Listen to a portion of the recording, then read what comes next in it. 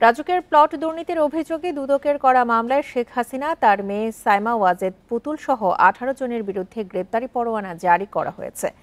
সকালে ঢাকার metropolitan senior special জজ জাকির হোসেন গালিবের আদালত দুদকের দেওয়া চার্জশিট গ্রহণ করেন। পরে পলাতক থাকা আসামিদের বিরুদ্ধে গ্রেপ্তারি পরোয়ানা জারি করেন। দুদকের আদালত প্রসিকিউশন বিভাগের সহকারী পরিচালক আমিনুল ইসলাম এই তথ্য নিশ্চিত করেছেন।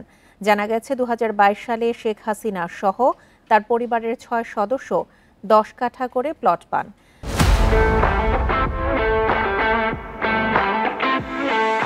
দুদকের অনুসন্ধানকারীরা জানান, বরাদ্দ পেতে প্রধানমন্ত্রীর বিশেষ ক্ষমতা প্রয়োগ করা হয়। পরে রাজুক থেকে 60 কাঠা প্লট নেয়ার অভিযোগে অনুসন্ধান শুরু করে দুদক। শেখ হাসিনার বিরুদ্ধে প্রভাব খাটিয়ে নিজের ও বোনের পরিবারের 6 সদস্যকে রাজুকের প্লট দেওয়ার তথ্য দেয় সংস্থাটি।